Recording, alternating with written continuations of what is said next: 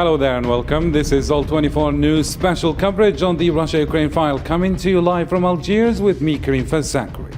Here's what's on tap today. A UN-backed deal to resume exports of Ukrainian grain was agreed on Friday, easing a global food crisis caused by the conflict in Eastern Europe. International onlookers are cautious on the deal, and Russia will be closely watched to make sure it upholds its sides of the agreement. The White House announced additional security assistance to Ukraine on Friday, the latest in a steady flow of billions of dollars worth of U.S. munitions to help sustain the country's fight against Russia. John Kirby said the new $270 million package would include medium-range rocket systems and tactical drones. Ukrainian President Volodymyr Zelensky said that a ceasefire deal in which Ukraine cedes territory to Russia would not work, as it would simply give Russia a chance to regroup and prepare to seize more territory. So in our discussion, we will try to re-examine some original scenarios in light of new developments in Ukraine.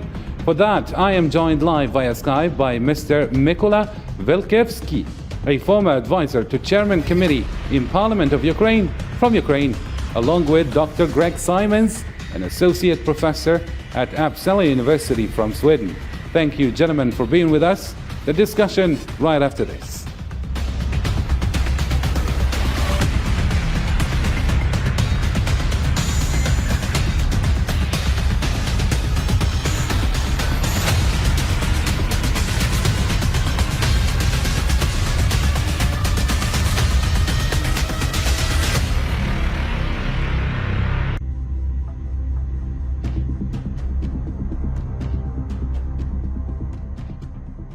Before we delve into any debate, here is a report about more than 10 missiles that hit Ukraine's central city and which left 3 people dead and many more injured. Zelensky said on Friday that no peace can be brought to his country without reclaiming eastern territories that have been occupied by Russia. Local officials in Ukraine's central Kirovohrad region said 3 people were killed and 9 more injured as 13 Russian missiles hit a military airfield and a railway infrastructure, which led to a power cut in the area. As the fighting continues on the battlefield, Ukrainian President Volodymyr Zelensky said on Friday, a ceasefire with Russia without regaining lost territories will merely extend the conflict. According to Zelensky, Russia's military conduct would be encouraged if Ukraine gives up territories that Russia currently holds. Freezing the conflict with the Russian Federation means a pause that gives the Russian Federation a break for rest. Society believes that all the territories must be liberated first, and then we can negotiate about what to do and how we could live in the centuries ahead. A more pressing need is air defense systems that could prevent Russia from raining long-range missiles on otherwise peaceful cities hundreds of miles from the front lines. On the other hand, the United States pledged to provide $270 million for the military assistance for Ukraine, including Phoenix Ghost kamikaze drones, and is currently deciding whether to send fighter jets. Kiev hopes that its growing supply of Western arms, such as U.S. high-mobility artillery rocket system, will give it the chance to recapture the eastern region. Mykola Velkievsky, what can you tell us about what's developing in Ukraine since you're there? Because, we saw the big missile attack in Kirovograd region last night. Today, after the agreement with United Nations and Turkey and Russia, we have a bigger missile attack in Odessa port and Odessa harbor. It's an 8 day Russia proceeded to attack and more highly the all regions of Ukraine, because I think since 24th of February, it was one of the first attempts to attack the Kirovograd region. They based in the center of Ukraine.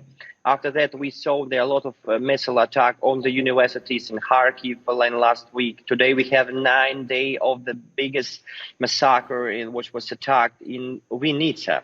All of this, they proceeded, to push the missiles, to put the rockets, around the wall of the country. It's the main problem because of every of that, the main ideas of Russian specific military operation. It was, to save the people of Donetsk and Lugansk region. They proceeded, to conquer and occupy the territory of Kharkiv region, one part of the Kharkiv region, Kherson region, and Mykolaiv. The main idea of the Russians, to occupy it and then try to enter it to Mykolaiv and after that to Odessa. From this, we are pay attention in Ukraine, and the Ukrainians just waiting for these attempts for the Russians, but they proceeding all the time. They attack the whole territory of Ukraine. It doesn't matter which part of Ukraine it is. Very nice indeed. Thank you indeed. And Dr. Greg Simons, it seems that the war in Ukraine is being more harmful for Europe, despite all these shellings that Ukraine is witnessing. And I mean, in comparison with other continents, we see Europe suffering the most, and US is pushing the escalation forward with more additional arms to Ukraine. It seems only legitimate since Ukraine needs to defend itself. But many experts say that this war serves US profits since it is creating a united front against the military rival Russia. What do you think about this? Well, yes, I mean, this is an obvious part of it, and especially if you listen to what US officials such as the Secretary of Defense and others have been saying, that this is a question of inflicting a geopolitical defeat on Russia rather than protecting Ukrainian sovereignty, which one would expect would be the priority. But rhetorically, they're making this more about containing or defeating Russia. So this conflicts, you got conflicting narratives between what is said, what is the objective of the US activities in terms of the conflict, because it's definitely not serving the Ukrainian people who are getting caught in the middle. What is your comment, Mr. Mykola Volkivsky, seeing that it seems that US is only trying to serve itself? How could Ukraine save itself from this pickle, if we might say? I don't think so, because somebody just said that the U.S. tried. The U.S. is our main ally as European Union. They try to help Ukraine, because they strategically partners. We are with good relations with U.S. And Ukrainian President Zelensky visited Joe Biden last year, 6 months before the war. I don't think so. That's the manipulation about the U.S. help Ukraine because they understand we are fighting for freedom. It's why they continue all the time, to send for Ukraine their specific the HIMARS or something like that, specific weapon. Due even to National Security Advisor Sullivan, we all the time we in touch with the high-level commissioners, high-level governors with the United States. From this reason, I don't think that's they tried, to manipulate or they try to be involved, to fight against the economic way against the European Union. I think we are in the same position. All of this country understand that we need to be together, to fight against Russia, against the aggressor. And what can you tell us about the main focus of the clash in Ukraine, which is now in the eastern part of the, the eastern part of the country of Ukraine? And Russia is also putting more power over the southern side. There are claims that from Ukraine that there is no full control of the region. What is close to the truth here, Mr. Mykola? Due to information which is all the time the press released by Ministry of Defense of the Russia, they all the time they said that the territory of Lugansk region or Donetsk region is mostly under the control of the Russia, but it isn't true. Of course, if we say about Lugansk region, it's worse situation from the Ukrainian side, but about the Donetsk, we are trying, to be on the middle in this region. But all the time, the Ukrainians, they put missiles of attacks on the places which is the base of weapon and high weapon of the Russia. I mean, in Novakhovka and in Kherson all the time, we have a lot of people, inside who also support Ukraine and help the Ukrainian inside this region in Kherson. Or due to the information of Vitaly Kim, of the governor of Mykolaiv, they tried, to close city in next few days, to see how it's, to fight against the separatists inside the city, because it's important place for the Russians, to occupy. They try to enter Mykolaiv, because after that they will have the entry to Yuzhne. It's a big port. They're just in the Odessa region. It's, for example, 40 kilometers from them. And after that, it will be the easiest way for them to enter the Odessa. From this, we need to defend. We need to, pay attention about this entrance. And also the Ukrainians, they're putting attack. They also to their bridge which is like launched to regions in Kherson region. From this reason, we see we need to receive it information from the independence resources but after that this all the time which was published by the Ministry of Defense in Russia, all of the information which they published since 24th of February, they change all the time. It's why we cannot trust these sources at all. Mm-hmm. And what about you, Dr. Greg Simons? Can you tell us what kind of phase did the war enter now? Is it a war that concerns the whole continent? No, it's, in terms of fighting, no. The fighting is restricted to Ukraine, but the consequences, of course, are much wider. And this was clear even before the fighting began. Because the US was trying to tie Nord Stream 2, for example, to the sanctions before Russia attacked. So this concerns much more than just Ukraine. But if we're looking at the fighting now, the problem for Ukraine is they're not running out of weapons, they're running out of men to defend their country. The losses of the standing army at the beginning of the conflict is the estimates around 80% of those originally serving. You're having problems with troops that are refusing to fight or be going to the front because they have concerns about the leadership, the political leadership, the military leadership, weapons and so forth. So you're seeing the phase now where there is a decisive advantage held by the Russians in terms of the ability, in terms of kinetic military power. And hence, this is you can see the result on the battlefield at the moment. Mm-hmm, very nice indeed. And in another development, ships filled with grain could finally be leaving Ukraine after Moscow and Kiev signed a deal allowing shipments from ports on the Black Sea. 20 million tons of grain from year's harvest are said to be ready to go. But that could mean the world's impending food crisis could be averted. The details in this report.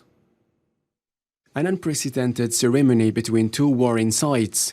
Kiev and Moscow signed two identical but separate texts at the request of Ukraine, which refused to initial any document with Russia. The agreement should allow safe corridors for the exit by the Black Sea of Ukrainian cereals blocked by the war, and an easing of the obstacles to the export of Russian cereals and fertilizers. This is an agreement for the world.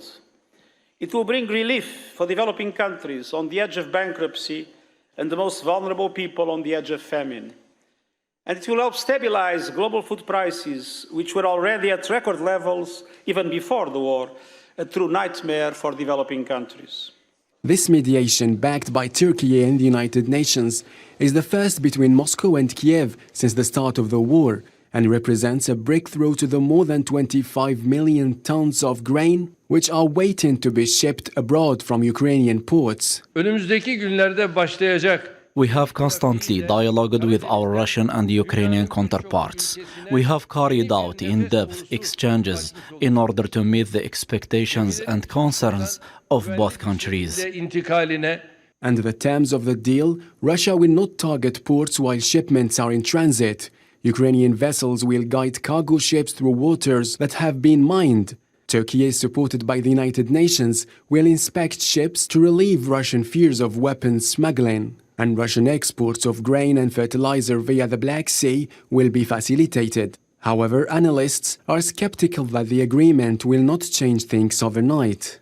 We have to also, part of the agreement is to ensure that the vessels coming in are just moving what's legitimate goods, that they're moving not military goods or other kinds of things. So they have to be, the cargoes will have to be examined. This will all add, complexity and most importantly, add time to it.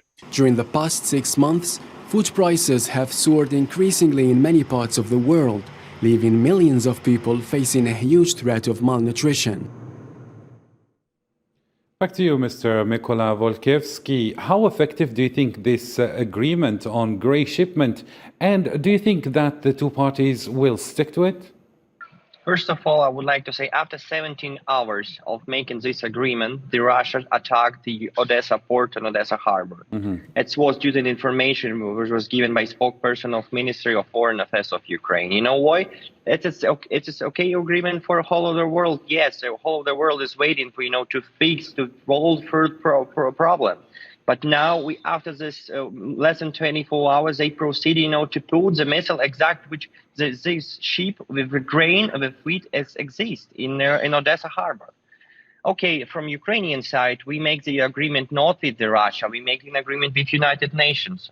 From Russia side, I was totally interested in why the Minister of Defense was presented from the Russia side of this during this summit. Because from Ukrainian side, it was Minister of Infrastructure, Alexander Kubrakov, it was Antonio Guterres, and also Recep Tayyip Erdogan. It was all the time positively thinking about why Erdogan sent 29th of October in Bishkek in Kyrgyzstan. He said he will be the moderator. He can moderate the summits between Russia and Ukraine.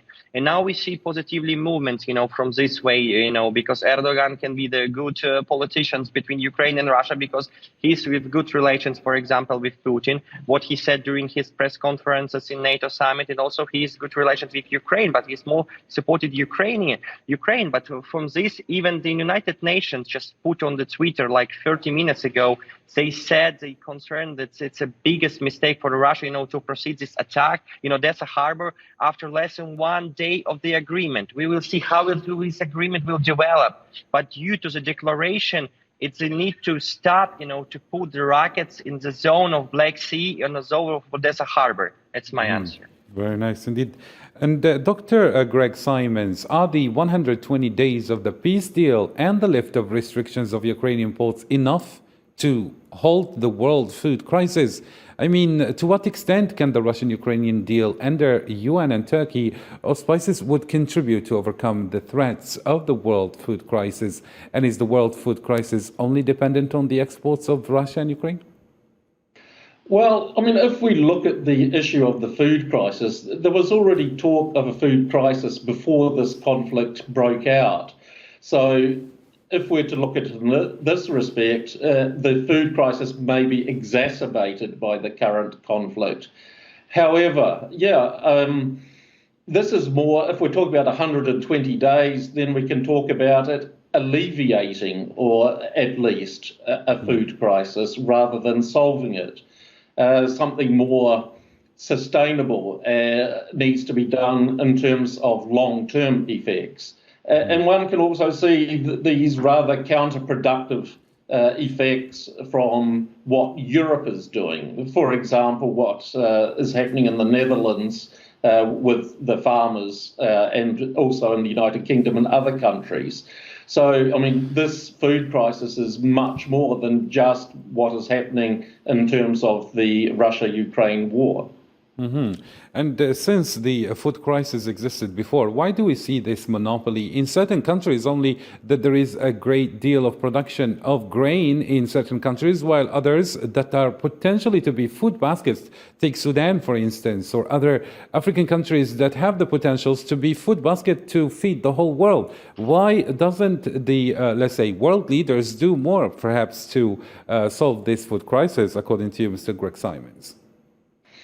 Well, unfortunately, I think that there's a great deal of profit to be made in terms of exploiting crises, because when one looks at a crisis, what is seen first is the threat. That is, what is the risk, what is the hazard and the harm. However, crises also bring about opportunity for others. And if we're looking at the current situation beyond Ukraine, Russia, the war and Europe, I mean, what we see is a transforming global order. And a number of these things are all interconnected. So the use of fear is being used to try and drive to represent different events in the world. And this is what I think is being used. So rather, political cynicism is the thing which is preventing a resolution to the current food crisis. And more on the deal, All 24 News understand that the deal calls for a joint control and coordination center that will be established in Istanbul. It will schedule the shipments. Each of the four parties will pick a leads coordinator, but the UN will be in overall control. All ships transporting grain in and out of Ukraine will be inspected. The inspections will take place at a port in Turkey. The deal also ensures safe passage for the shipments of grain. The vessels are not to face any aggression or attack, and military ships won't be involved. The agreements will run for 4 months and will automatically be renewed if none of the signatories object. Back to you, Mr. Mykola Volkiewski. The agreement to move Ukraine's grain may have been signed, but the challenge of moving millions of tons from the blockaded Black Sea ports is only just beginning. Shipping companies as well as grain traders have welcomed the deal as a positive step, but warned that several obstacles remain, including ensuring the safety of seafarers and vessels, along with securing adequate and affordable insurance to cover the transport. How do you read this again? Of course, it's a big problem, because if those big companies or businessmen who are planning to make logistically to ship this grain from Odessa to Istanbul, they need to be 100% sure that it wasn't any like a cease attack or something like that. But what they did this morning, it shows it's not so many countries or not so many businessmen will be involved of this, this procedure of logistically, because somebody of them will be, to sure that it's not 100% security, to make this logistically. But also, I need to just say, but a lot of Ukrainians' grain and wheat was stolen by the Russians from Kherson region, from other regions, which just now it's under control by the Russians. They also to Crimea, and then from Crimea to Russia. It's the main problem what we need to expect from this.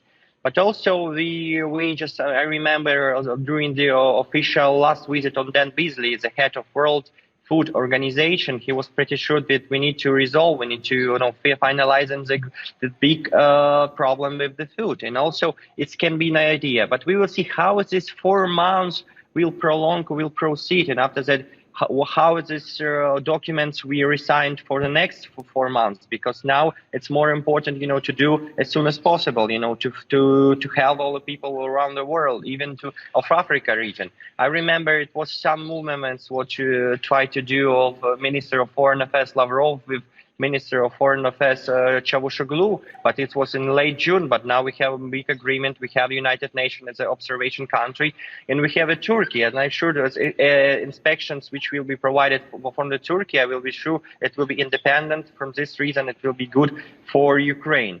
That's why. And Dr. Greg Simons, the grain deal might have been signed, but Russian shelling did not stop. Does that mean that the deal between Russia and Ukraine is weak indeed? And we have seen just yesterday a decrease in wheat prices as the deal was announced to be signed. How do you read this?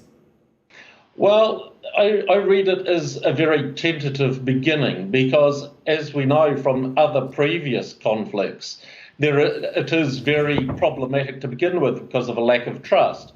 Okay, we have this news of the attack on Odessa port, but also concerning that, what was targeted specifically in that port.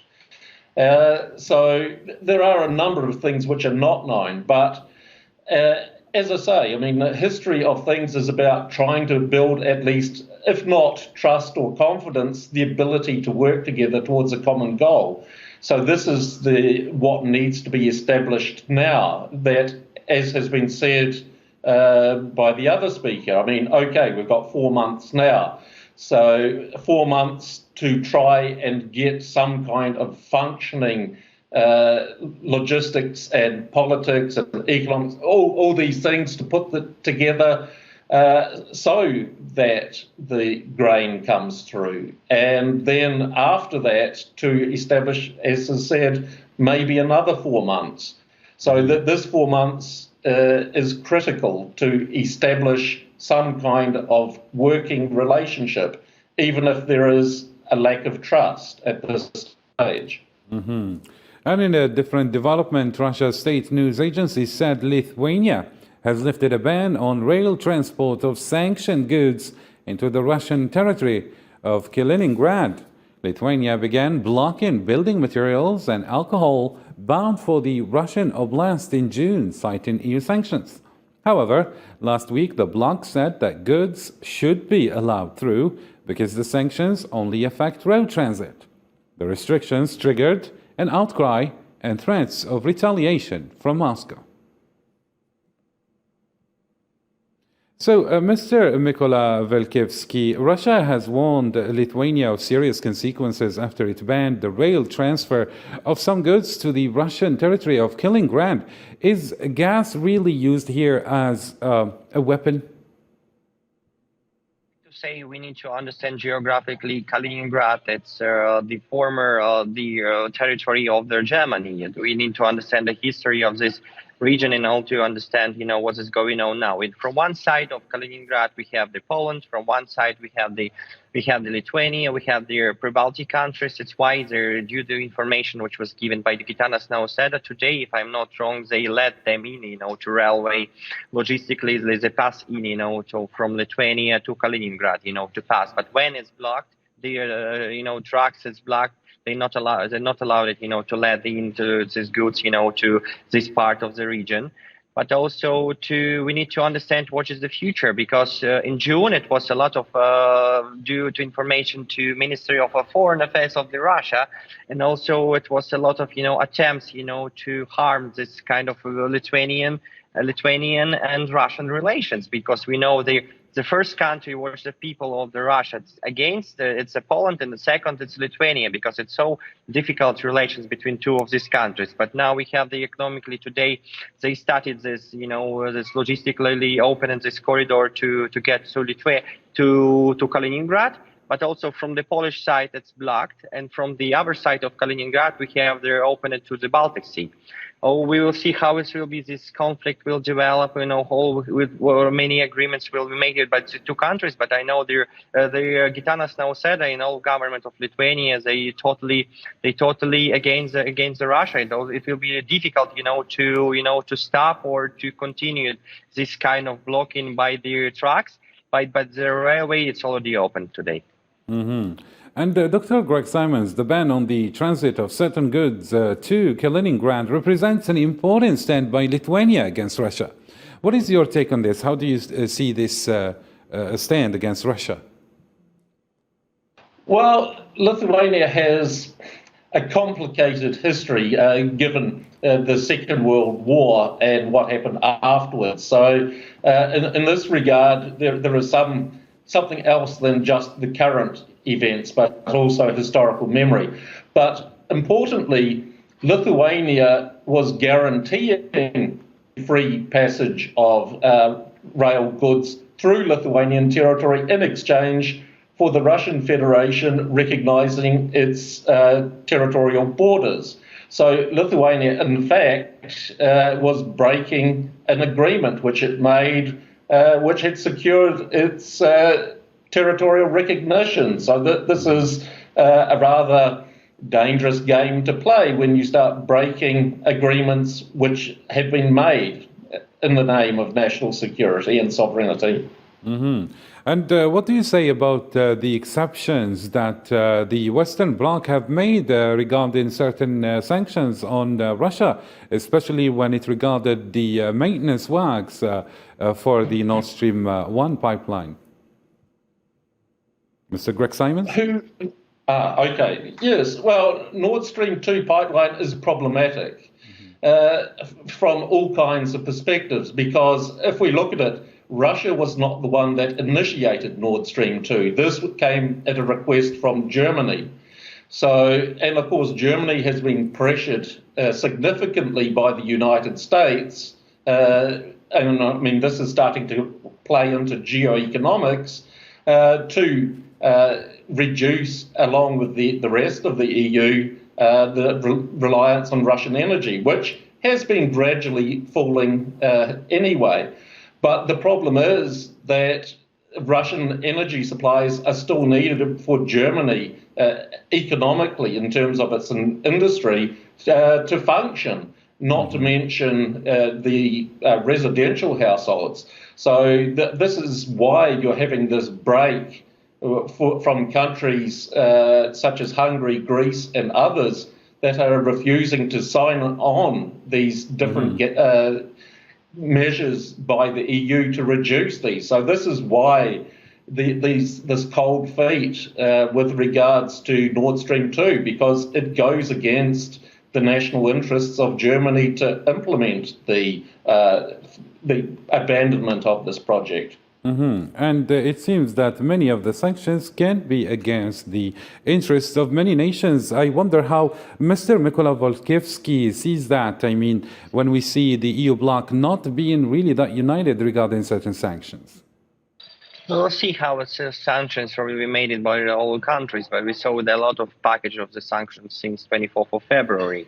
Sometimes they help Ukraine, sometimes they help Europe, but I never see Europe united as like this, never see European Union united like after the 24th of February. We hope this war will finish soon and the sanctions will be provided, to all the countries will proceed.